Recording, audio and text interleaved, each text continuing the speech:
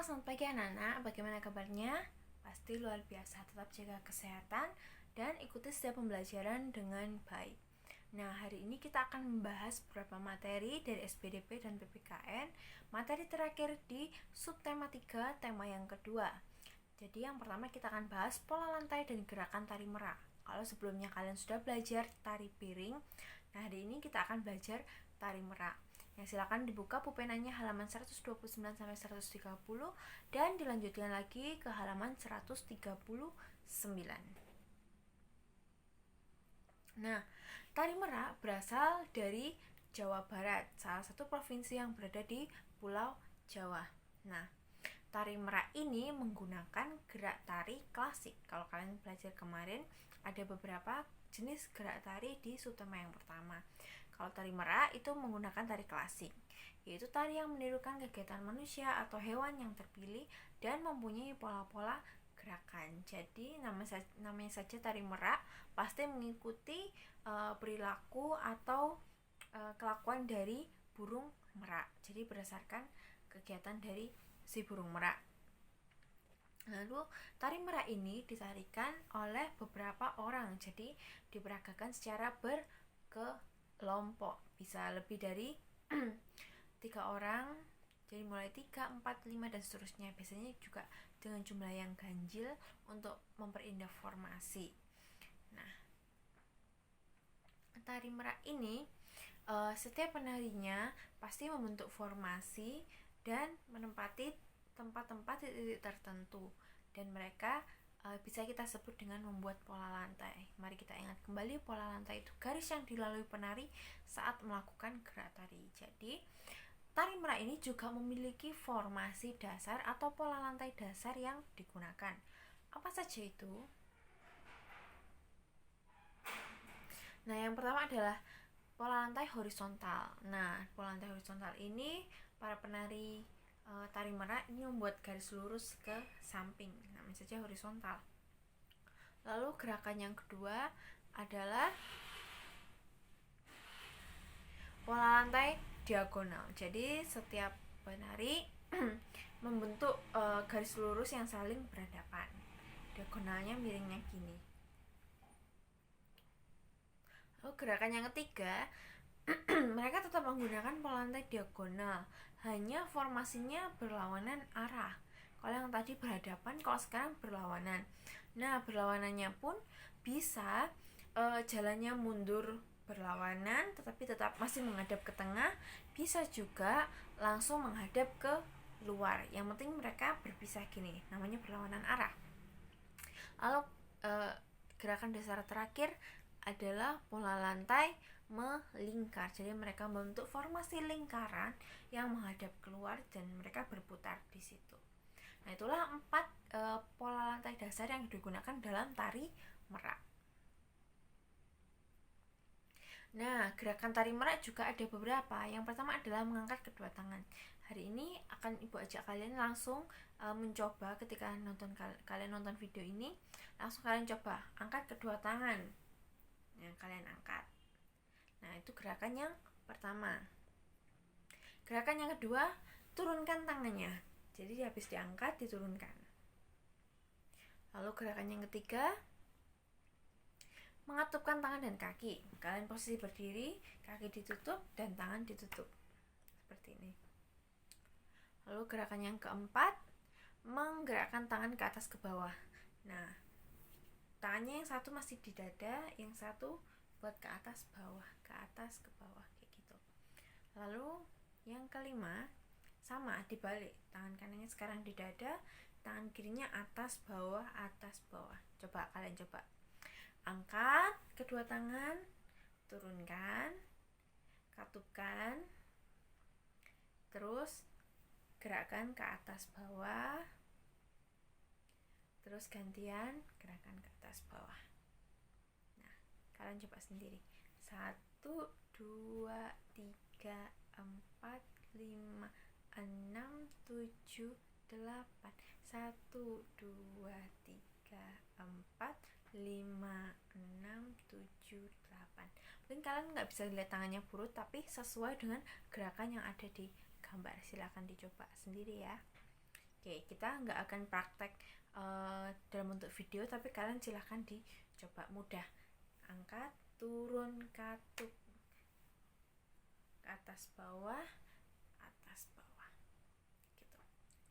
Oke, kita lanjut. Nah, kita masuk ke materi berikutnya, yaitu menjelaskan manfaat persatuan dan kesatuan dalam kehidupan NKRI. Apa itu NKRI? Negara Kesatuan Republik Indonesia. Nah, kembali ke bupenanya halaman 128 sampai 129. Nah, kita ingat kembali, meskipun Indonesia ini kaya akan suku budaya, agama, beragam sekali. Nah, tapi Indonesia ini mampu, yang pertama apa? Bersatu mengalahkan para penjajah. Buktinya, walaupun kita berbeda suku dan budaya, tapi masih bisa bersatu dan mengalahkan para penjajah. Dan yang kedua, berhasil meraih kemerdekaan. Itu. Nah, kerukunan yang menjadi kunci persatuan dan kesatuan. Jadi persatuan dan kesatuan ini muncul karena adanya kerukunan. Kalau tidak ada kerukunan, pasti tidak ada persatuan dan kesatuan. Nah, perbedaan yang disatukan dalam kerukunan dapat menjadi kekuatan sebuah bangsa. Perbedaan yang disatukan dalam kerukunan dapat menjadi kekuatan sebuah bangsa. Perbedaan walaupun berbeda tapi rukun. Nah, dampaknya apa? Dampaknya semakin mudah menjaga kekayaan sumber daya alam. Banyak sekali sumber daya alam. Kalau bisa dijaga dengan baik, itu pasti akan dapat dimanfaatkan dengan baik. Dan budaya yang kita miliki tidak diambil dan diakui negara lain. Contoh, batik kita pernah diakui oleh negara lain. Tempe, makanan khas Indonesia, pernah diakui oleh negara lain. Nah, kalau kita bersatu, pasti kita akan sama-sama menghindari supaya negara lain tidak mengklaim apa yang menjadi milik khas dari Indonesia. Karena apa? Bersatu, saling membantu untuk menunjukkan budaya yang dimiliki oleh bangsa Indonesia. Nah, ingat slogan bersatu kita teguh, bercerai kita runtuh. Peribahasa ini ingat kembali, apa artinya? Suatu bangsa akan menjadi kuat dan semakin maju jika bersatu dan tidak terpecah belah. Bersatu kita teguh, bercerai kita runtuh. Makanya tetap bersatu supaya kuat. Seperti sapu lidi. Kalau sapu lidi cuma satu, pasti dia akan mudah patah. Tapi kalau sapu lidi ini bergabung, pasti fungsinya akan banyak. Bisa buat nyapu lantai, nyapu taman, nah bisa buat mukul serangga mungkin. Nah, kan pasti kuat karena bersama dan tidak mudah dipatahkan karena bersatu. Itu contohnya. Nah, bila tidak dijaga, apa yang terjadi? Dapat terjadi perselisihan dan akhirnya terpecah belah. Kalau nggak bersatu, maunya hidup sendiri-sendiri, nah pasti akan terjadi perselisihan, nggak cocok. Habis itu ya udah terpecah belah. Jadi menjaga persatuan dan kesatuan bangsa adalah kewajiban setiap warga negara Indonesia. Termasuk kita, termasuk kalian sebagai pelajar, wajib menjaga persatuan dan kesatuan. Nah, apa saja manfaat persatuan dan kesatuan bagi negara Kesatuan Republik Indonesia? Yang pertama adalah bangsa Indonesia menjadi bangsa yang kuat dan maju. Tuh. Yang kedua, bangsa Indonesia mengalami pembangunan nasional yang berjalan dengan lancar, aman, dan cepat. Kalau bersatu kan bisa menentukan, oh harus dibangun ini, harus dibangun itu. Jadi lancar, aman, dan cepat selesai. Lalu yang ketiga, kesejahteraan masyarakat akan tercapai secara adil dan seimbang. Jadi setiap masyarakat mendapat kesehatan yang layak, pendidikan yang layak, dan sebagainya. Jadi semua mendapatkan hak yang sama, adil dan seimbang.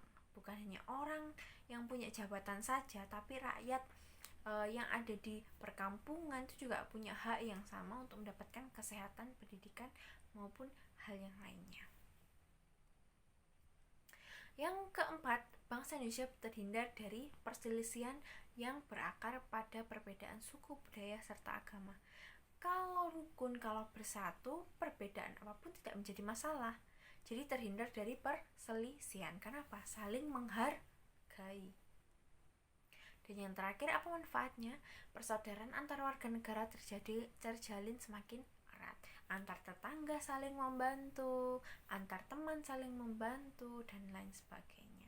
Ingat, bangsa Indonesia jadi kuat, pembangunan berjalan dengan lancar, kesejahteraan terjamin, terhindar dari perselisihan, dan persaudaraan semakin erat. Itu 5 manfaat dari persatuan dan kesatuan bagi NKRI.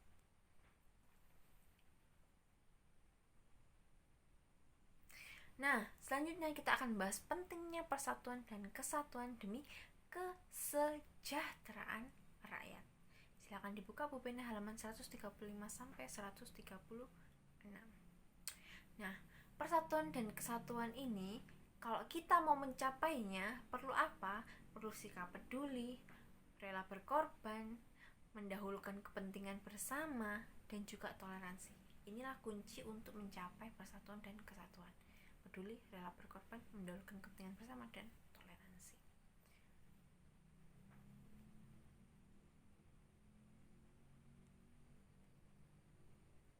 Lalu, persatuan dan kesatuan itu perlu dipupuk dari berbagai segi, dari rumah, dari sekolah, dari masyarakat, maupun dalam kehidupan berbangsa dan bernegara. Itu harus dipupuk, dimulai dari sekarang, dari saat sedini mungkin. Persatuan dan kesatuan diterapkan untuk apa? Untuk mempertahankan kemerdekaan dan melaksanakan pembangunan. Nah, pembangunan bangsa yang stabil dan berkesinambungan akan menjamin kesejahteraan rakyat di segala bidang. Ya kan? Manfaatnya apa? Pembangunannya berjalan dengan baik, pembangunan bangsa stabil, jadi apa? Sejahtera bagi rakyat Indonesia. Nah, persatuan dan kesatuan ini juga dapat menjadi alat utama dalam melawan penjajah untuk meraih kemerdekaan, seperti yang dilakukan para pahlawan yang sudah gugur mendahului kita. Karena itu, kita wajib menjaga persatuan dan kesatuan yang sudah dijaga sejak lama. Oke, contoh penerapan nilai persatuan dan kesatuan demi mencapai kesejahteraan rakyat. Nah, contoh yang pertama adalah mencintai dan menggunakan produk Indonesia. Gunakan produk dalam negeri. Berikan apa? Mencintai produk dalam negeri itu sama saja memberikan kesempatan pada pengusaha Indonesia untuk maju. Nah, orang tua kalian mungkin, saudara kalian mungkin, pengusaha dalam negeri ini bisa maju. Perusahaan dalam negeri bisa berkembang. Pengusahanya maju, perusahaannya berkembang. Dapat apa? Memperkerjakan pegawai juga dalam negeri. Kan membuka lapangan pekerjaan, mengurangi pengangguran, dan masyarakat menjadi sejahtera. Kesejahteraannya meningkat. Lalu yang kedua, rajin belajar untuk membangun bangsa. Nah, sebagai pelajar wajib rajin belajar. Karena apa? Pengetahuan itu sangat penting untuk membuka wawasan, dan pengetahuan itu dapat kita gunakan untuk pembangunan bangsa. Seperti yang Bu Ruth sering katakan, cita-cita kalian ini adalah jalan menuju kemajuan bangsa. Kalian mau jadi dokter, kalian mau jadi pebisnis, jadi apa? Gunakan semua kesempatan yang ada untuk membangun bangsa kita. Makanya rajin belajar. Dan yang ketiga, mempererat kerja sama. Kerjasama dilakukan dalam segala bidang, ekonomi, sosial, budaya, politik, dan lain sebagainya. Untuk apa? Untuk saling melengkapi dan menyempurnakan. Perusahaan ini kerjasama sama perusahaan ini, saling melengkapi. Terus teman kalian, satu bisa ini, satu bisa ini, kerjasama, saling melengkapi. Itulah contoh nilai-nilai persatuan yang ada. Oke, demikian materi kita hari ini yang sudah kita bahas. Tugas kalian yang pertama, tugas kalian tugas SBTP, buat 4 pola lantai dasar tari merak dengan komposisi 6 orang. Kalau tadi contohnya kan 4 orang. Nah, dengan menggunakan benda di sekitar. Contohnya plastisin, kertas lipat, mainan. Nah, susun di buku tugas atau selembar kertas dan beri nama polanya. Nih, Bu Ruth berikan contoh ini misalnya. Nah, ini pola 1, 2, 3, 4 kalian sudah tulis kan? Nah, kalian boleh susun dengan mainan atau dengan plastisin atau dengan apalah yang kalian punya, bebas. Ini contohnya 4 orang. Yang harus kalian buat adalah untuk 6 orang. Oke. Nah, ini Burut cuman isi satu kolom sebagai contoh. Kalau kalian nanti isi semua kolom lah, jangan cuma satu kolom. Jadi setiap kolom polanya kalian tulis nih, Burut tulis di bawah polanya apa, terus gambarnya, bendanya apa, kalian taruh di situ semua. Nah, sampai 4 pola tadi dengan komposisi 6 orang. Penarinya ada 6, jadi gunakan 6 barang gitu. Lalu kalian foto. Nah, tugas yang kedua, kerjakan pulpennya halaman 129 nomor 1 dan 2. Silakan kerjakan di buku tugas dan dikumpulkan ke Google Classroom juga. Maksimal jam 12. Perhatikan, nah, tolong sekali untuk kumpul tugas tepat waktu. Itu akan membantu teman-teman kalian yang lain, membantu guru juga, dan itu juga membantu kalian untuk memanfaatkan waktu dengan baik. Ya.